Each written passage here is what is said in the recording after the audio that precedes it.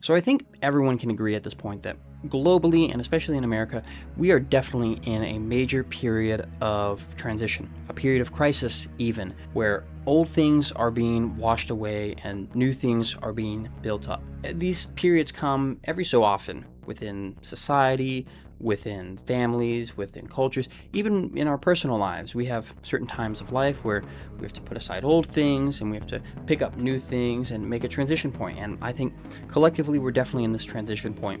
And this is true from multiple perspectives across multiple time scales. Not only are we in one crisis or one transition period, but if you look at the different cycles of history, it looks like we're at a convergence point of many different cycles reaching their endpoints, such that we are in a sort of crisis of crises. If you look at generational dynamics from the perspective of Strauss-Howe generational theory, well, right now we are in the heart of the fourth turning of the crisis era, which started with the Great Recession in 2008 and will probably conclude somewhere between 2032 and 2035. And if you go into the older sources, look at a longer time scale, not just the 88-year generational cycle of Strauss-Howe, but also to the 1,000-year lifespan of a civilization as sketched out by Oswald Spengler in his seminal work, The Decline of the West, you will see that Western civilization started, in his definition of being Faustian civilization, around 1000 AD, and it's reaching its endpoint now. The endpoint of a civilization is Caesarism, the era where the age of money, the age where democracy and intellect and the great cities rule and everything is consumerist and decadent and degenerate, where that falls away and the rule of force, the rule of blood, usurps the rule of money, takes over, and then you get back to kings, emperors, dictators. And even thinking outside of these cyclical theories of history, we just look at the historical process, the historical trend, and we can see a progress up in one direction and then away from it. Specifically, I'm speaking of centralization. Starting with the Peace of Westphalia, that's when you first get the modern state system, the modern system of nation states, where they have hard, exact borders. There's no overlapping authorities of power. There's a very clearly defined area of land where one person or one government or one bureaucracy is absolutely sovereign. But this is not the historical norm. This is a very exceptional system. The historical norm looks something more like feudalism, a highly complex, interwoven, overlapping network of power systems and power structures. You have kings, but then below them you have lords and knights, you have trade guilds, you have merchant corporations, you have churches and cults, local bishops and princes, barbarian warlords, rebellious nobles, pirates and bandits, all overlapping, intersecting, stepping on each other's toes, and power is less of a monolith and more of a symphony of different voices and different factions vying for influence. And I believe that following the end of the Cold War, which I see as the culmination of this historical process where you get these two totalitarian superpowers dividing the world between them, after the end of that and the decline of the American unipolar moment, we are now seeing a reemergence of that older neo-feudal form of governance. Warfare is no longer about who can build the biggest battleship or the biggest aircraft carrier or the biggest nuke, and it's more about who can mass produce a bunch of cheap little suicide drones. Statecraft itself is less about official policy and more about black ops, backdoor operations, mercenary groups, and private corporations like Wagner Group for Russia or Blackwater for America carrying out operations on behalf of their masters elsewhere in the world. And there are a million examples of this that I could go into, but the one I want to focus on the most is the internet, and how the media, which used to be a centrally controlled bully pulpit, you only had 3 or so TV channels, everything was centrally controlled by one establishment, has now been democratized and spread out and distributed to the masses thanks to the internet. And that is disrupting everything we know about society, governance, and just about everything else in our lives. And the internet thing is interesting because something that often comes up when you're discussing the cultural and social impact of the internet and electronics is a lot of the predictions and prophecies that have been brought up by the more astrologically inclined people about the so-called Age of Aquarius that we've been entering into since about 100 years ago. If you like old 60s or 70s music, you've probably heard references to this in songs from all sorts of different musicians at the time. And the idea was that we would be entering this new 2,000-year-long Aeon wherein Aquarian things would be valued. Aquarius having to do with science, technology, electricity, and all things bizarre and eccentric. And so it's clear we're in a transitional period. lots of things are changing, lots of things are in flux, and people wonder, where is this all going?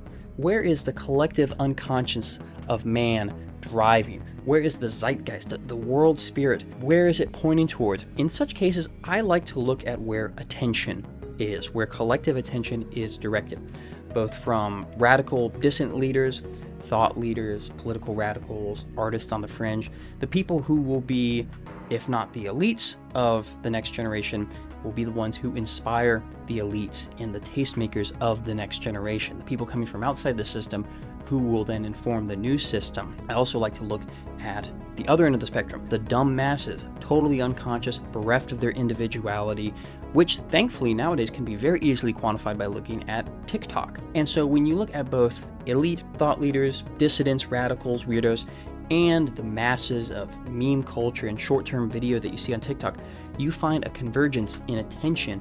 You find one man that everyone is paying a whole lot of attention to, and that is, of course, the subject of this video, the infamous Jeffrey Epstein. The attention this man has drawn is striking, especially how long it's lasted.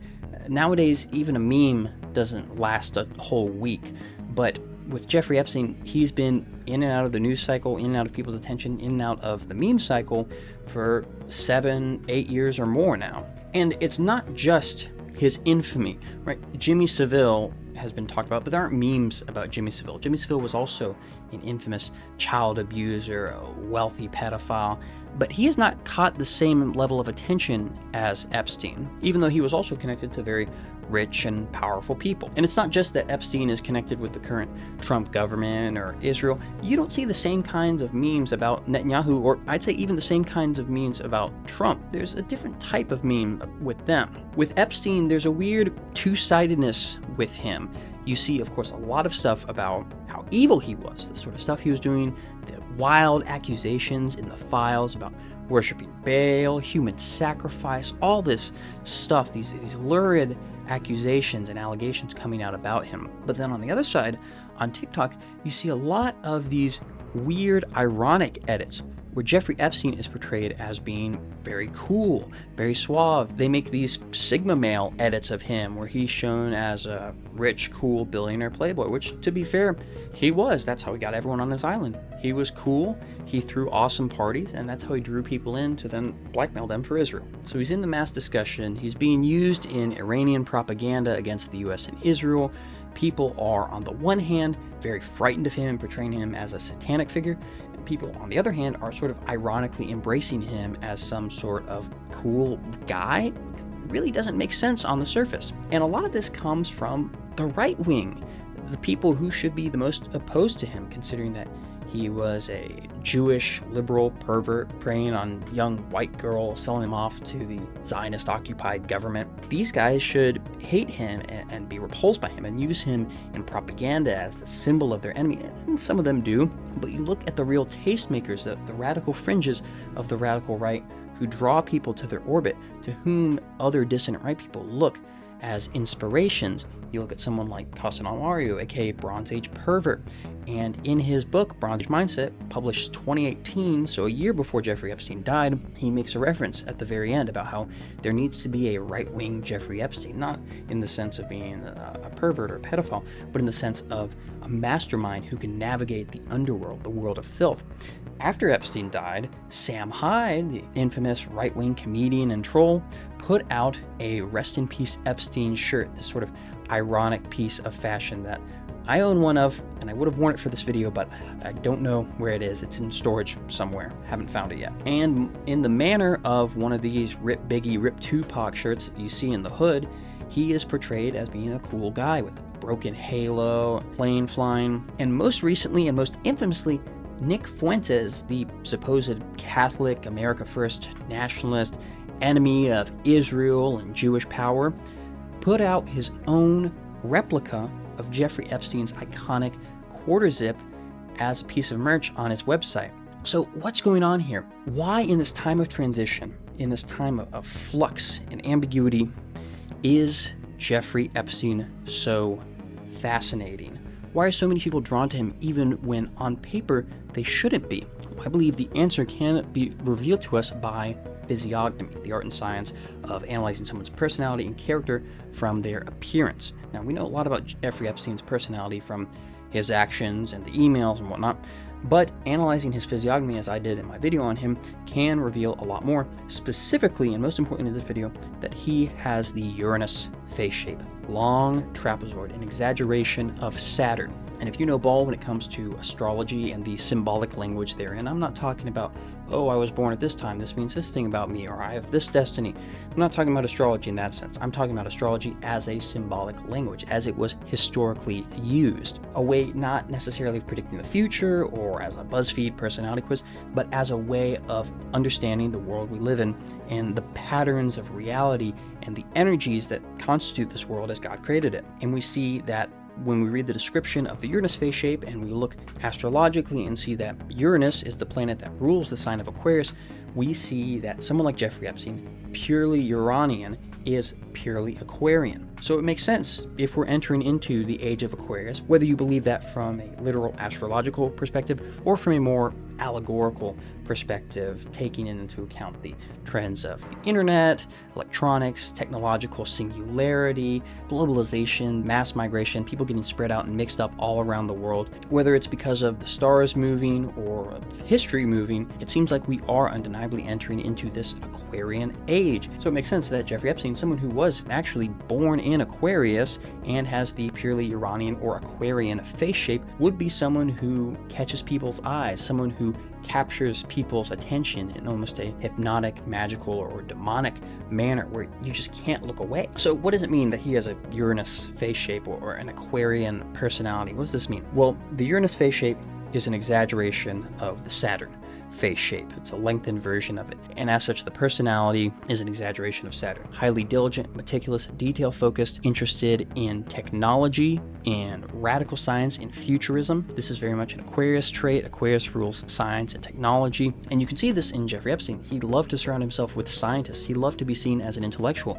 He had these crazy ideas of having a breeding program in Arizona where he was going to use his DNA to breed a race of superhuman clones or something. No one really knows what was going on with that, but he was trying to get into some weird stuff. And I believe that thanks to globalization, AI, the interconnecting of the whole world, and advances in space travel that we've seen, I think technology is only going to accelerate during the next 2,000 years. I think that the last 200, maybe 300 years of technological progress, the Industrial Revolution, was just the preview. I think it's going to get crazier than you can ever imagine. I believe that Dune is prophetic. Dune is prophecy. I believe that The Shadow of the Torturer, the Book of the New Sun by Gene Wolfe, is prophecy. We're going to get this weird space age world where we're going to all these different planets. We have robots and aliens and mutants and cyborgs, all this advanced tech, but society is going to go back to being medieval. It's going to be ambiguous. There's going to be warring royal houses and guilds and emperors and native fremen in the desert. And these two things, technological advancement and social complexity, go hand in hand, I think. And I think the reason why we have so much trouble and struggle in society right now with our birth rates, mass migration, culture is rotten, no one's having kids, the economy is a house of cards, I think that this is the pain period. This is the transitional period to this new age. This is the time when everything gets burnt down, the old forest gets burnt, and from that soil, newly fertilized by all that ash, will come the new trees, the new growth of the next 2,000 years. Another trait of the Uranus face shape that is also an exaggeration of the Saturn personality is that they are hypersexual, very, very interested in sex, and can make the mistake of thinking that good sex equals true love. And of course, Jeffrey Epstein was, in a sense, the ultimate sexually liberated baby boomer type, shamelessly polygamous, obsessed with sex, needing to constantly have sex and sexual contact and all this weird stuff, weird abusive stuff. Want to clarify again, bad guy, disavow everything he does. I mean, I'm wearing this, I'm not an Epstein fan, but I think that whether we like it or not, that's the way things are going. And I'll talk later, if you're a Christian like me, about what we need to do, how we need to adapt to this new world that might end very soon. This might be the setup for the Antichrist. I'm not sure. It might be that. It might be a different social trend that then lasts 2,000 years. And another trait that Jeffrey Epstein had, which is the sort of thing that alludes to this new paradigm that is emerging, is how he navigated social complexity, spycraft. He was great at blackmail, at secrets, at navigating these different worlds. That's the sort of thing that people will need to get used to in this coming world of fuzzy boundaries, complexity, and overlapping spheres of authority, this neo-feudal world. It's no coincidence that Jeffrey Epstein was Jewish.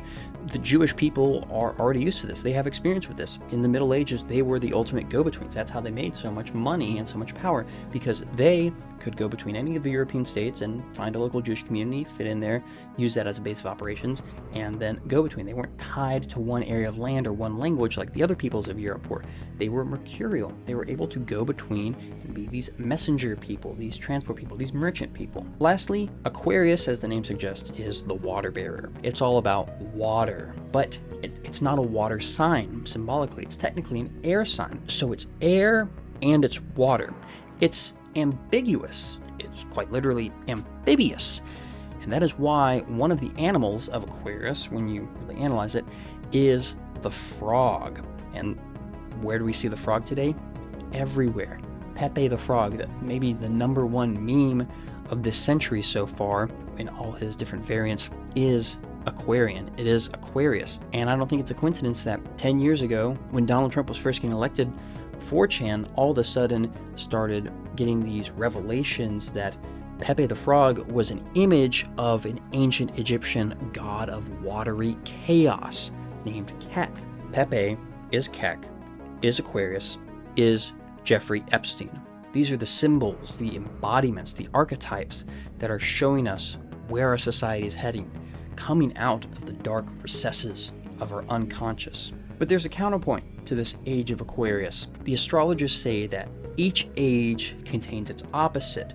Each sign has a sign opposite of it on the axis, and so when one sign rules, the other side rules a little bit. Think of the image of the yin-yang. Each side contains a little bit of its opposite. There's nothing pure and unmixed in this material world. So it is with Aquarius and its opposite, Leo. Now again, to clarify, I'm agnostic on whether astrology is real. You can actually tell the stuff from when you were born or where the stars were, but I really like it as a symbolic language. And I think this particular image that the astrologers and the mystics have given us is very illustrative in understanding these social dynamics and how they work on an unconscious level. So the Aeon of Aquarius has a little bit of Leo. What does this look like? Well, Aquarius, socially speaking, is the masses. It is the great undifferentiated mass of people, the mob, the crowd, democracy itself. Leo is the opposite. Leo is, of course, the lion. It's the king. It is the individual, the differentiated individual. I believe that in practice, once we really get rolling over the next few centuries, this Aeon and its social structures will consist of an 80-20 split. The top 20% will be the Excelsiites, who will be the neo-upper class, Leonid individuals. Call them the energetic elite, the elite human capital. They will be the warlords, the tech CEOs, the pioneers, the space explorers, the kings and nobles, the mercenary leaders, even on the dark side, the thieves, pimps, and criminals. These will be these very unique, bold, leading individuals. And this energetic elite will rule over the other 80%, the masses of lower-class depth grovelers who will toil away in tiered cities for nuggets of neoplasmin. But in all seriousness, you do see this happening where it will become a voluntary aristocracy, where unlike in the past where the masses were forced to be peasants and the elites were elected to be aristocrats because of scarcity, it will now be the same because of abundance. I think that 80% of people will probably elect to be peasants, slaves, serfs, servants, just because of the temptation, the forbidden fruit of social media, of technology. But with AI and all this pleasure-seeking stuff, you are going to see people fall into this temptation, and it's going to be more and more over time until eventually the only people who will be free, who will be independent, who will be ruling over the system are those who choose to be free over anything else. The little 20%, the 1 out of 5 people, maybe even less than that, who will pick freedom and self-determination and entrepreneurship and ownership and mastery over themselves over any sort of material temptation. And that's a lot fewer people than you might think. You see previews of this in the cult leader psychology of a lot of modern internet personalities, and even in politics. Look at Donald Trump. He's very much the Leonid individual, the lion, leading the faceless, anonymous MAGA mass. He even gives them a uniform, the little MAGA hat. It used to be that a political rally was full of different individuals who all look different, but now they all have a uniform. They're all the interchangeable NPC mass. This is what the NPC meme is unconsciously predicting for our future. And it's not just Trump, of course. Democrats have their own thing going. You can kind of see with Obama over, say, the SJW types, or on social media, Andrew Tate and his massive followers, his cult leader-like presence, Bronze Age pervert, who I mentioned previously, he has the same thing going. And a great example is Nick Fuentes. Nick Fuentes is a literal Leo. He's born under that sign, and he does happen to have that more lion-like personality, arrogant, bold, shamelessly self-centered, and he leads his Aquarian mass. And what do his followers call themselves? What's their symbol? What's their avatar? The frog, the groiper. So in much the same way that Donald Trump is the lion, is Leo, he rules over this anonymous Aquarian mass, and then the insidious Aquarian spirit behind him is Jeffrey Epstein, so too is Nick Fuentes, this Leonid figure, ruling over these Aquarian masses. And then Kek, the frog god, the evil god of 4chan memes, of the dank memes, of trolling and all that, that is the Aquarian spirit or demon behind him and driving him ultimately. Now, we've established Jeffrey Epstein's personality, Uranian, Aquarian, and we've established how those traits are prefiguring what's coming in the future. But let's dig a little deeper and establish towards the end what this new Aeon will look like, what these next 2,000 years will look like. First off, of course, increasing and accelerating technological growth and progress, especially in electronics, AI, robotics, energy. I think we're going to get free energy and space travel. Like I said, Dune is prophetic. We're going to be out in the stars within 2,000 years. Or should I say, rather, by the time we get 2,000 years from now, space travel will have gotten boring. It will have gotten old hat. We will have settled maybe the whole galaxy. I don't know. Now, while humanity's reach will have increased on the whole, the size of states and polities will have decreased. We're going to get back to smaller states. Think city-states like ancient Greece, Renaissance Italy, or something like the Holy Roman Empire maybe, where there's a big empire and it manages external defense, foreign policy, but within it is this incredibly intricate little patchwork of states and statelets, the personal property of this bishop, the personal property of that prince, something owned by this corporation. This is an imperial free city. This belongs to the Merchants Guild, and it's all going to be intertwined, overlapping, little patches here and there. No clear borders, no clear boundaries. Everything is going to be ambiguous. And in keeping with that, central governments are going to grow weaker. Localism is going to take hold in many different forms. Your local area, wherever you live, 100, 200, 1,000 years from now, might be ruled by a central government, might be ruled by state government, might be ruled by your local city council, might be ruled by whoever the gang leader on the block is. This might already be the case for some of y'all if you're in Detroit or Chicago, to be honest. Or it might be run and administrated by your local church. This is how it was in the Ottoman Empire, actually, where you were ruled and you were governed by whoever your local religious leader was. If you lived in Antioch and you were a Muslim, then you were under the legal authority of the local imam. If you were a Jew, you were under your rabbi, and if you were a Christian, you were under your priest, whether Catholic or Orthodox, depending on your denomination. So these people were not just religious authorities, they were also temporal and legal authorities under the Ottoman millet system. And I believe that the whole world, with globalization and free trade and travel and the decline of public religiosity, the increase in secularism, the fall of religion from this politically powerful, overbearing role, will create a sort of anarchic millet system. We could call it anarcho-militism, where it has this millet system self-rule, but there's no central Muslim Ottoman authority. There's no one power over everything. In a sense, every religion, every people is going to become Jewish. We're going to become isolated, more detached from these large tracts of land, more split up, more divided, and as such, people are going to adopt more of an ethnocentric siege mindset if they want to maintain their local communities. And as such, we can see these religiously and ethnically puritanical projects, stuff like ISIS for Islam, Christian nationalism and theonomy for Christianity, and Israel for Judaism, as these sort of desperate last grasps of temporal power as these old systems go by the wayside. Not the religions themselves, but the ways the religions were. These old systems where, like this idea of Israel, where you have this set border and within it everyone's Jewish and everyone speaks Hebrew and it's all racially pure. That's an old 20th century way of thinking. That's a Nazi way of thinking. That's not the way it's going to be. America is never going to be a 100% white Christian state. You're not going to deport 50 million people. You elected the mass deportations guy. He didn't do mass deportations. He went to war with Iran. The Venezuelans, the Haitians, even the Muslims, they're probably here to stay. And so if you're one of these chuds who really wants to live among your own people, your own tribe, your own co-religionist, very natural, human, deeply rooted, even biological instinct, then do that on the local level. Join up with Return to the Land, Arville's thing, where they're building all white towns in Arkansas. If you are one of these white people who only wants to live with white people, you can live here now. That way you don't have to try to make the whole country a fascist white ethno-state or a Christian nationalist utopia. You don't have to segregate the whole country, just your little patch in the woods. And historically speaking, that's the natural human way of doing things. America will become an enormous patchwork of small, well-armed, self-sustaining conflicts, probably on good relations with each other, doing free trade between each other. We'll probably get freedom of travel, freedom of movement between them all, and you'll be able to vote with your feet. If you want to live in an anarchist commune, drive there. If you want to live in a communist utopia, drive there. Whether you're a Groyper who wants to live in a fascist white ethno-state or a Hotep who wants to live in a fascist black ethno-state, you can go there, you can drive there. And that's how it's going to be in the future. Lastly, and most weirdly, I think that sexual norms are going to change. And they've already changed a lot, but the thing is, we're not going back to before the sexual revolution. You never go back in history. You never go back before social change. It's not going back to how it was in the 1940s and 1950s. The only way you can get past a historical period is by going through. Not around, not back, but through.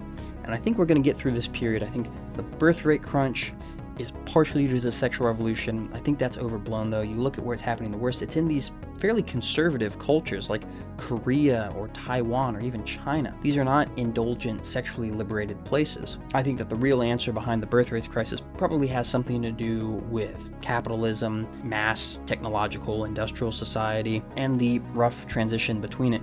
We have these social structures and these political structures that are made for one age. Now we're in a new age and there's a discrepancy. And I think that an increase in local governance and in localism generally, not just politically, but also economically and socially, will help bring this birth rate thing up. But like I said, I don't think we're really going back. And I think that one thing you're going to start seeing in the future within the next few decades and the next few centuries especially is polygamy. I think that's going to have a comeback. You see it now in sort of a silly form with polyamory, polycule, these weird Tumblr kids doing it. But I think you're going to see it become more established and even get some religious acceptance. For example, Islam has always been cool with polygamy, but then for a while, towards the modern age, they were trying to chill out on it, maybe bring it back a little bit. One man, one wife, do it more Christian style. But now it's having a comeback, especially with the younger generation and the more online, more Aquarian type of Muslim. You look at one of these converts like Andrew Tate, a shameless polygamist, not just a shameless polygamist, but a proud polygamist, someone who actively promotes it as a better way of life, a man who is very much creating his own personal tribe or clan. But now, for the first time since Joseph Smith, you're starting to see a real resurgence in it among Christians too.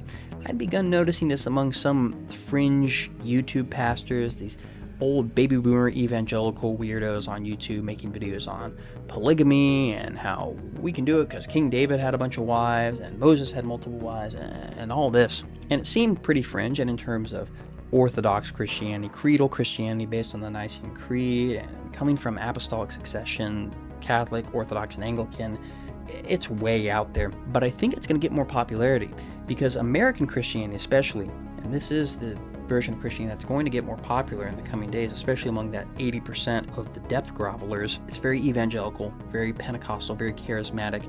It's very big on personal experience and feelings and vibes, and they don't like creeds, they don't like an episcopate, they don't like to be held accountable. They don't like to be held accountable to priests or bishops or councils or creeds. They just want to read the Bible and do whatever feels right, man. And sometimes, since we're driven by the flesh, a lot of times that includes, maybe polygamy's okay. As was seen recently with Protestant pastor and YouTuber Rich Tidwell, who, funnily enough, I saw on the news because he took a second wife and made it public with his church and all that. And then I saw him again because he was blowing up because he made a video on Jeffrey Epstein. I think that says it all, doesn't it? This guy hates Jeffrey Epstein. He says he's a satanic Canaanite child sacrificer, and yet Jeffrey Epstein is this guy's mirror image. Everything this guy is going to become, because Jeffrey Epstein is the embodiment, the incarnation, the dark Aquarian spirit, which is taking over the collective unconscious of this world. With this Iran war, things are about to get really crazy. This whole thing is going to collapse. You got a tribe and train, get together with your family, close friends, like-minded people, co-religionists, co-ethnics, people like you, people in your local area who aren't like you. Whatever you have to do, get support systems, get ready, because it's going down. And it's going to be crazier than anyone has ever seen in our lifetimes. May God have mercy on our souls.